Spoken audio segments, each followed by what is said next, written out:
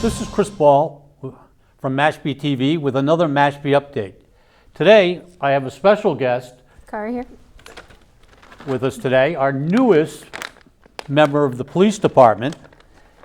This is Cara, otherwise known as Subi, and she's the newest addition, and she's the school resource officer's comfort dog. And with her today, Cara has been kind enough to bring her human with us, Officer Katie Hennessy, and she is the school resource officer. Katie, welcome. Thanks for coming. Thank you for having me. And why don't you tell us, well, about Cara, what you do with school resource officer, what that job entails, the history behind Cara, where she came from, how we got her, the fact that she likes my treats. As Chris said, I'm the school resource officer for Mashpee Public Schools. I'm a police officer that's assigned to the school district. I cover all 3 schools, and my responsibilities there, I'm mentor, liaison between the police department and the school system, and it's to connect with juveniles and let them know that they can come to police officers. We're not just there answering calls for service or crime within the community. We're also there to connect with the community, and that it's a great way to build positive relationships between the youth, the staff, the school system itself. And I was lucky enough to be donated Comfort Canine Cara this year. Comfort dogs have become something that is becoming more prominent with school resource officers across not just the Cape, but the state and the nation. It's become wildly more popular recently, and it's just another way for us to more easily connect with the kids. And it's also a great tool for the police department and first responders. We deal with a lot of traumatic incidents, and it's a way for them to decompress as well. I'm part of the department's peer support team and the critical incident stress management debrief for the Cape and the Islands, and she'll just be another tool that we can use for them to decompress. In the schools, my office is actually based out of the high school. Cara, quiet. Down. So she's still training. She'll go to get certified as a comfort dog this summer, but she's still training, so she's still learning. She's only 5 months old. It was a month on Tuesday that I got her. She was donated by Atlantic Subaru and Professional Canine Services. She came from a breeder in New York that they specialize in breeding comfort dogs, so she was handpicked for this position. Her sister is actually at Tiverton PD, was donated to an officer there, or I believe it was a dispatcher there, to do the same functions that Cara, once she's certified, will be able to do. Can I just back up a second, Katie? I believe Atlantic Subaru not only donated Cara herself, but the training, have I got that right? Yes, they very graciously and generously donated her training and the dog itself. So it's training for the lifetime of the dog. So once she is certified, her training doesn't stop there. We will continue to work with her because like anything else, it could be a perishable skill. So I have to keep up with that and make sure that she's doing all the things that she needs to be doing and kind of stays on the right track. So yes, I train with her daily at school, but she will also she'll also continue training for her entire life. We'll go to what's called in-service training, and it's just kind of to hone in on those skills and make sure that she is doing everything that she should. She's a very mellow dog, very food motivated, as you can see. She definitely will do anything for food. Hot dogs in particular we use it's considered a high reward treat, but she likes pepperonis too. What is the difference between a comfort dog, a therapy dog, a service dog, the police canines that we see that track and things like that? So a comfort and therapy dog are very similar. They're exactly what it sounds like. They're there to bring comfort and support to somebody that's in crisis or that is struggling with PTSD. That is her primary focus. So service dog is something. Are you telling them about what you do? You're telling them about everything you do? Cara, quiet. Hey, here. So she primarily will just be there to do comfort and therapy, where a service dog is if somebody's deaf or blind, they have a very specific function, and that's what's considered a service dog. She still will be able to go into businesses. She can do that now. She can come in because she's part of the police department and a therapy dog in training, so she can still do all of that stuff with me. She can go to the same places that a service dog could go to. But her primary focus is comfort and support. And a patrol dog is, so Bodie, who is Officer DeRoche's dog, he's trained he can do friendly finds, so search and rescue. He also pursues if we have a crime in progress.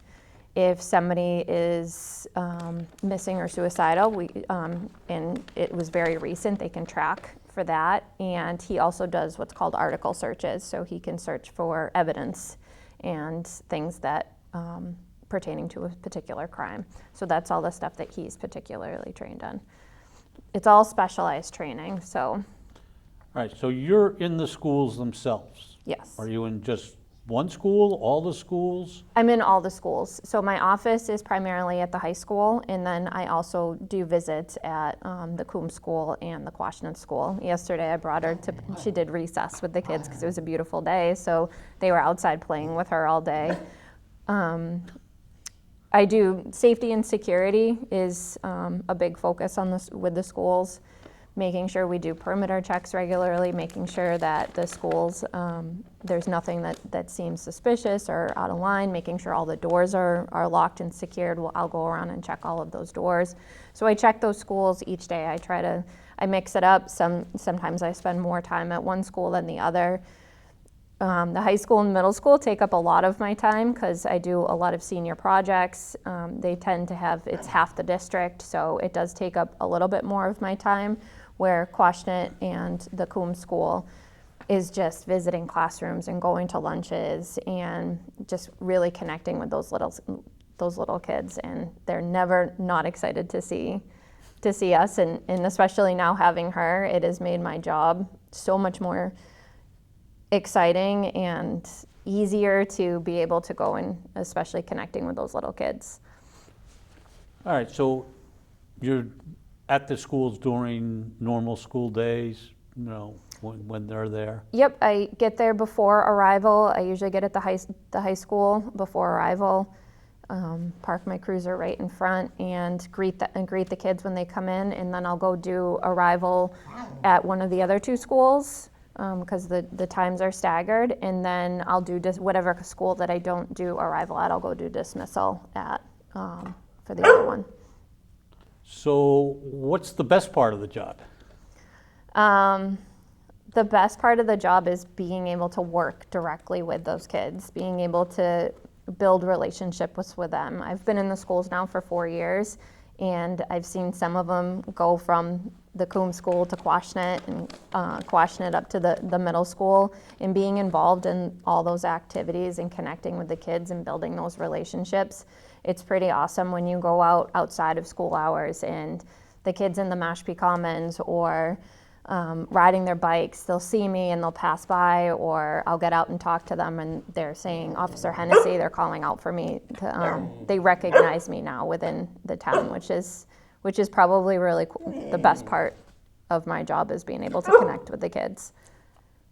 And the toughest part? The ones that you can't help is probably the hardest part. The ones that you can't, and that does happen. There's some that you can't get through to. So that's the toughest part. And not being able to, I wish that I could be in all three schools at the same time, because they each have their advantages, and some days I can't get there. So that's the tough part too, is sometimes I can be spread a little bit thin, but. Okay. Well, there's a lot of area to cover, as we know. Mm-hmm. All right, so what else do you do within the community? I'm part of our community service unit, so I do a lot of community outreach outside of the school, different functions, fundraising, different events that we have. Rock Your Socks coming up, that this will be the third year that we participate in that. March 21st, I believe. March 21st, yep, National Down Syndrome Awareness Day. So that's a really fun event, and Cara will get to come to that this year. She gonna wear crazy socks? I'm gonna put crazy socks on her, yeah, definitely. I'm gonna see if she'll put them on her feet. So we're gonna practice that leading up to it. And a lot of different after-school activities, planning different events within the community, having fun swag to hand out so that we can get ourselves out there, and the community definitely loves to do that stuff. I'm part of the bike patrol unit. So in the summertime when it gets warmer, we ride through the commons, through New Seabury. On bikes, it's just another way to get out there and be community oriented. I'm on the department's honor guard, so we do different sporting events. Hopefully we'll get to be do graduation this year. Bring that back. We haven't done that in a while. I'm sorry. Do honor guard as part of graduation. Oh, okay, right. The graduation ceremonies, it's something that we've talked about, so I think we're going to try to incorporate that this year. So any different activities and events, if anybody needs me or wants me to be there or bring her, that's definitely a way for the police department to continue to connect with the community. You're right, she does like food. She does like food. She does like food. So there's different commands and stuff that we're working on. Her trainer, which is Charlie Young from Professional Canine Services, gave me the list of all the commands that I can start working with her. And then over the summer, we will actually train, I believe it's a 5-week training program that we'll go through to actually get her certified. So we're kind of ahead of the game a little bit right now.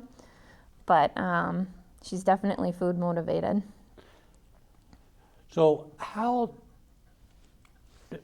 if we have a kid at school that's in trouble, how do you find out about this? Or, do teachers refer them? Do the kids come to you? Do the parents? A little bit of all of those things. So sometimes the staff will, hey, heads up, we're dealing with this situation, we might need your help. I'll have kids come to me a lot, especially now that I've been in there for a few years. The kids are comfortable. Hey, Officer Hennessy, can I talk to you about something? They'll come to my office, or when I'm walking through the hallways. I see that more at the middle high school level. And hey, quiet. No more treats. So we'll see that more at the middle high school level. Most of the time, it's usually the principal administrators will come to me and let me know, and then parents as well, just as much as probably, if not more, the school administrators. Parents do call me a lot or email me, hey, we have a problem, or we've noticed a particular, something that happened in the parking lot, or something that their kid's dealing with at home, and I'll actually get requests from parents to, hey, can you connect with my student? And it's usually like an ice-breaking, especially kids that I haven't talked to in the past. So it's not always negative reasons that parents reach out to me. Sometimes it's positive things as well. So how do parents reach out to you? Is there a way for them to do that, or you said something about email? Yep, my department email, which is khennessy@mashpeema.gov. They can reach out to me that way, or they can contact the police department. I have an extension there that they can call, leave me a message if I'm not at my desk, and I also have an extension at the school. I don't have voicemail set up at the school, but I do have it at the police department, so if I'm not there. Email is, I have my email, it's on my phone, so if anybody needs to reach out to me that way, I check it periodically throughout the day, so it may not be immediate, but if I'm available, then I'll make sure that I have time to call them back. Cara, leave it. Here. Cara, here. Sits. Down. Stay. Good girl. Good girl. Good girl. Cara was trying to silence our mics. She was. She was trying to. She's teething right now, so pretty much everything that she can find goes in her mouth. Stay. Stay. She's doing incredibly well for only having her for a month, and she's still a baby, but she does listen. And Cara goes home with you at night. She does go home with me at night. She has a brother and sister puppies at home too. So my house is busy right now, but they all get along really well. She was equipped with her vest, and then once she's certified, we'll take off the in training one, and I have a couple of new patches to put on there too, including she'll have a Subaru logo put on here as well. Very nice. So what else? We have senior projects coming up, the mock crash. This will be the second year doing the mock crash, which I know Mashpee TV has helped us with in the past, and hopefully we can get them to help this year as well. Absolutely. We wouldn't be able to do it without you, so it's the video was incredible. We're kind of brainstorming to make it a little bit different than we did last year, so keep it new and fresh for each year. We did an impaired driving segment with the students, the 9th grade students, where we had the National Guard come down, and they have all this really awesome equipment that they got to use. That was the first year we've had them come down, so we're looking forward to having them back again. Hey, leave it. I have a training pouch of hot dogs, so it stays on my side. Well, she's pretty much knows now I can just stick my hand in it, even if there's nothing in there, and she'll become super focused on it. I think that pretty much you've summed up what we've talked about and what we're going to Car here? discuss. And it seems that Cara wants us off the air because she keeps chewing on the mic cord. So anyway, we want to thank you, Officer Hennessy and Cara, for coming in today and telling us about what you do and introducing us to Cara. And we hope to see a lot more of you. And, please stop by whenever. We always have bags of Cara, leave it. treats here. Leave it. So this is Chris Ball from Mashpee TV, and we'll see you next time.